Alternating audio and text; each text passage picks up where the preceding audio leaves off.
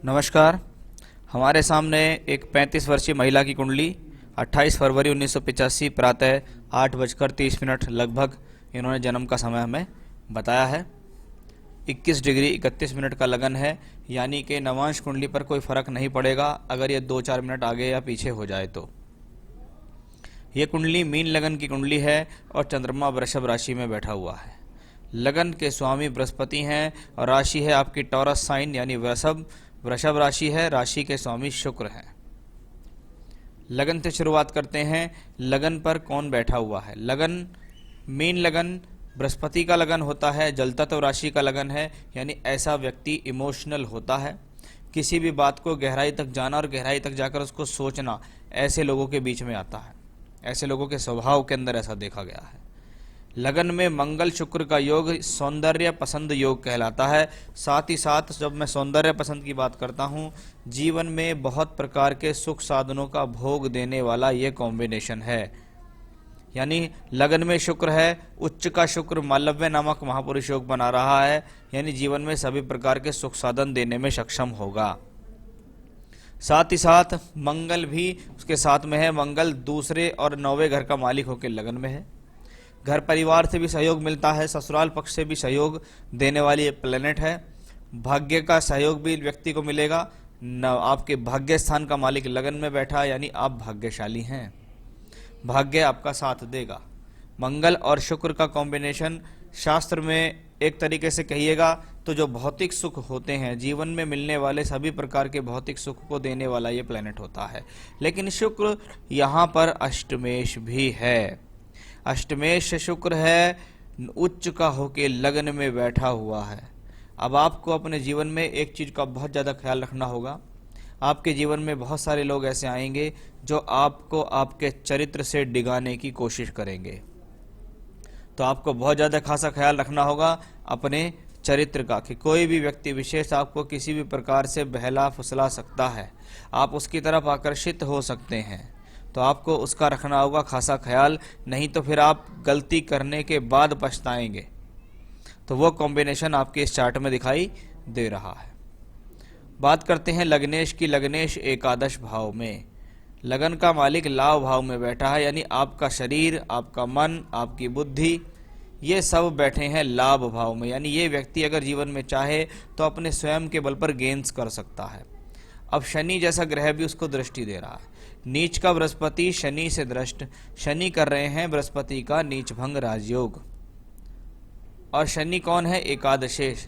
यानी अगर व्यक्ति लाइफ में एक बार काम करना शुरू कर दे तो वो जीवन में अवश्य ही प्रोग्रेस करेगा, इसमें कोई भी संदेह नहीं है। ये आपके लग्नेश ने बताया, ये आपके शनि ने बताया कि भाग्य स्थान में जब शनि बैठता है तो व्यक्ति को भाग्य बनाने के लिए परिश्रम कराता है। और वो बृहस्पति का नीच भंग राजयोग करता है। बृहस्पति यहाँ कुंडली में कर्म के मालिक भी हैं, यानी आप अपने कर्मों के द्वारा जीवन में सफलता हासिल कर सकते हैं। ऐसे योग इस कुंडली में दिखाई देते हैं।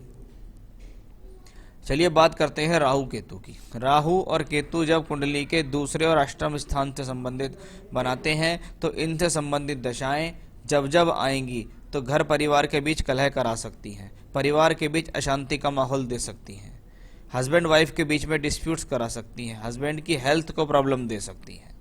जैसे कि अभी आपको देखिएगा जुलाई 21 से जून 22 बृहस्पति में केतु की दशा होगी। केतु यहाँ अष्टम भाव में है। आपको किसी प्रकार की गहन चिंता, मानसिक चिंता, परेशानी, रोग या हस्बैंड को कोई हेल्थ इश्यूज दे सकता है। वहीं नवांश कुंडली में भी देखिए आप, ये नवांश है, मैरिड लाइफ और मैरिज के लिए जाना जाता है। यहाँ पर चंद्रमा जैसा एक ग्रह जो सप्तमेश है वो यहाँ छठे घर में राहु केतु एक्सेस में आया और अगली दशा भी ये आने वाली है। यानी ये हॉरोस्कोप को अगर मैं मैरिड लाइफ के हिसाब से देखूं तो कोई ज़्यादा बेहतर स्थिति नहीं दिखती, एक बात।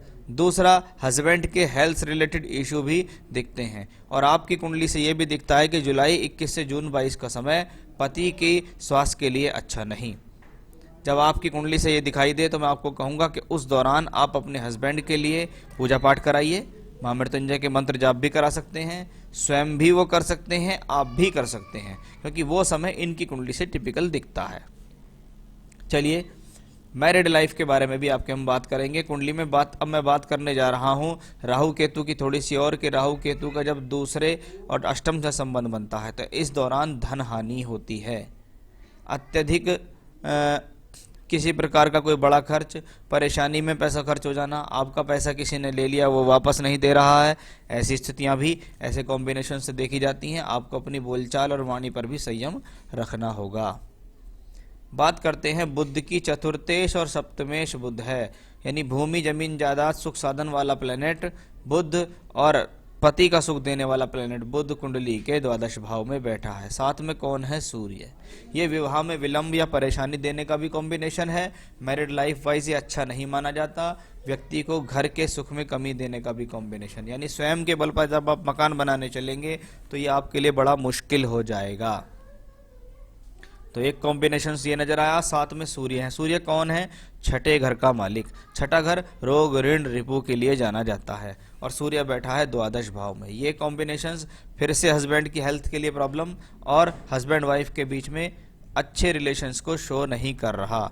सूर्य छठे का मालिक होकर वापस छठे घर को देखता है, यानी अपनी दशा के अंदर ये ग्रह आपको बीमारी दे सकता है, हॉस्पिटल में भर्ती करा सकता है, बीमारी पर खर्च करा सकता है, कष्ट दे सकता है, हस्बैंड वाइफ के साथ रिलेशन वाइज भी कष्ट दे सकता है और आपको भी हेल्थ इश्यूज दे सकता है।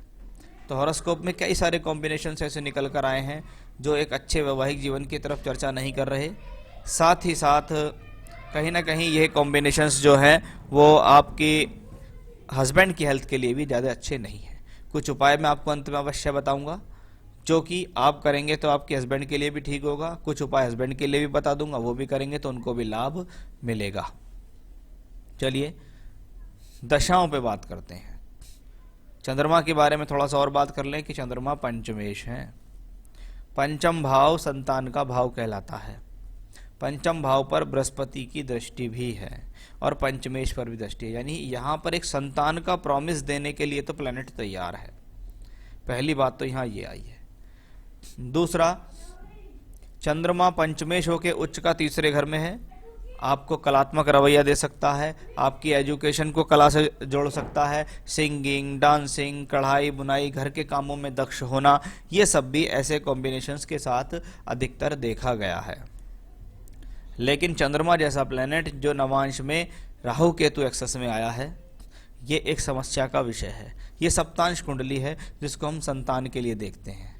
यहाँ पर शनि लग्न के मालिक है, लग्न में योग कारक मंगल है, शुक्र है और साथ में मंगल है, और शनि पंचम में, यानी फिर से इसने संतान प्राप्ति के योग तो दिखाए हैं। अभी देखिए बृहस्पति की महादशा आपको चल रही है बहुत लंबे समय से, बृहस्पति एकादश में, यानी ऐसे में व्यक्ति अगर कोई काम करना चाहे तो वो काम कर सकता है। कोई व्यापार करना चाहे, किसी व्यापार को संभालना चाहे तो कर सकता है। जैसा कि आपने कहा कि हस्बैंड की हेल्थ खराब रहती है, घर बिजनेस मेरे नाम ले सकते हैं क्या? घर के लिए तो मैं यहाँ नहीं सलाह दूंगा आपको, क्योंकि आपके हिसाब से ऐसे कॉम्बिनेशन से कहीं ऐसा ना हो कि भविष्य में आपके नाम से घर होने पे आपको किसी कारणवश वो घर बेचना पड़ जाए। लेकिन हाँ, बिजनेस के लिए मैं आपको कहूँगा कि आप बिजनेस में इंटरफेयर कर सकते हैं, बिजनेस उनके साथ कर सकते हैं, बिजनेस में कुछ शेयर्स अपने नाम पर भी कर सकते हैं कि जी हाँ मैं अपने नाम पे करके भी बिजनेस कर रही हूँ, तो वो स्थिति भी यहाँ ठीक दिखाई देती है। लेकिन घर के लिए मैं आपको सलाह नहीं दूंगा।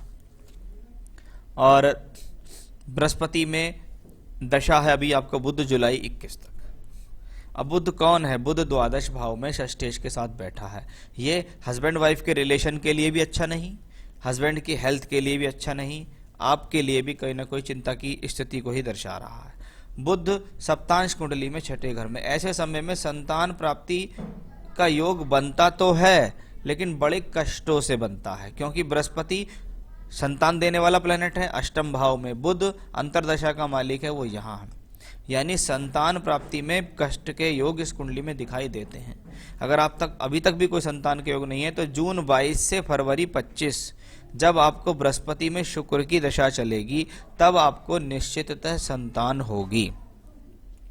तो ये कॉम्बिनेशन आया।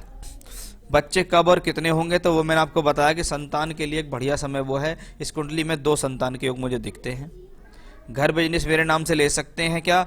बिजनेस कर सकते हैं, घर के लिए मैं नहीं कहूँगा। मैरिड लाइफ वाइज मैंने आपको बता दिया, अभी तक कोई डाइवोर्स के कॉम्बिनेशन तो मुझे नज़र नहीं आए हैं, लेकिन हाँ मैरिड लाइफ टिपिकल नज़र आई है, इसमें कोई डाउट नहीं है।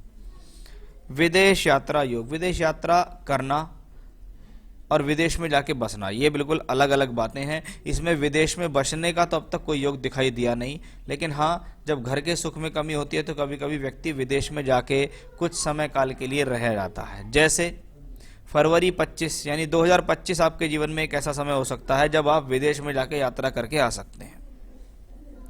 बच्चे के लिए सही समय क्या होगा? अभी तो मुझे काफ़ी टिपिकल स्थितियां दिख रही हैं। मैं तो जून 22 से फरवरी 25 का जो समय है वो ज़्यादा बेहतर रहेगा। उस दौरान जन्म लेने वाली संतान स्वास्थ्य के हिसाब से, भविष्य के हिसाब से, आपके हिसाब से, सब तरीके से वो समय बहुत ज़्यादा बेहतर आपके लिए रहने वाला है। बाकी बच्चा अपनी जीवन में क्या कुंडली लेके आता है वो उसके भाग्य पर निर्भर करता है।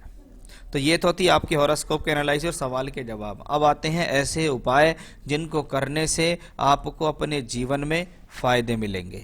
हस्बैंड की हेल्थ में, अब आप अपने हस्बैंड से एक बात कहिएगा, अगर उनकी हेल्थ खराब रहती है तो आप पति पत्नी दोनों देवी कवच का पाठ करेंगे। सबसे पहले करेंगे आप देवी कवच का पाठ। दुर्गा सप्तशती के नाम से किताब आती है गीता प्रेस वालों की, उसमें पेज नंबर 19 पे है देवी कवच। उसमें 56 श्लोक है, वो 56 के 56 श्लोक आपको रोज पढ़ने हैं। पति को भी पढ़ने हैं, पत्नी को भी पढ़ने हैं। हिंदी में आप उसको पढ़ सकते हैं। तो देवी कवच आप सबसे पहले पढ़िएगा, आपके लिए बहुत बढ़िया। आपके हस्बैंड अपने लिए महामृत्युंजय मंत्र की माला भी कर सकते हैं, वो भी एक रोग को मिटाने वाली है। सोमवार के दिन हस्बैंड वाइफ दोनों में भगवान शिव के मंदिर जाएं, वहाँ भगवान शिव को जल चढ़ाएं, अभिषेक करें, वहाँ पर बैठकर आप महामृत्युंजय मंत्र का जाप भी कर सकते हैं। आपके लिए मैं एक चीज़ और बताना चाहूँगा कि आप एक पुखराज रत्न जरूर धारण कीजिएगा। एक श्रीलंकन पुखराज आप धारण कीजिए सीधे हाथ की तर्जनी उंगली में। आप चाहें तो मेरे से प्राप्त कर सकते हैं, मैं आपको स्टोन दिखा सकता हूँ, आपके एड्रेस तक रिंग बनवाकर पंच धातु में भिजवा भी सकता हूँ। तो वो एक अच्छी रिंग आपको यहाँ से पहननी है और उसको मैं आपके स्थान तक अवेलेबल करा सकता हूँ। तो पुखराज पहनना है, देवी कवच करना है, हस्बैंड को महामृत्युंजय भी करना है, दोनों को सोमवार के दिन मंदिर भी जाना है। ये सब आप उपाय करने हैं। साथ ही साथ अगर आप चाहें तो बृहस्पतिवार के व्रत भी रख सकते हैं। 11, 21, 31 व्रत रखिए, उसका उद्यापन कर दीजिए, फिर दोबारा समय लगे तो कर सकते हैं। यानी लगातार व्रत करना भी आपके लिए बहुत ज़्यादा फायदेमंद यहाँ रहने वाला है। तो ये था आपके हॉरोस्कोप का एनालिसिस और आपके सवालों के जवाब मैंने यहाँ दिए हैं। आप अगर चाहें, क्योंकि अभी भी वर्तमान में आपको दशाएं ऐसी चल रही हैं कि आप किसी प्रकार का कोई कर्म करना चाहती हैं, कोई काम करना चाहते हैं, तो उसमें आप कर सकते हैं। भविष्य के हिसाब से वो स्थितियाँ काफ़ी ठीक रहने वाली हैं। नमस्कार।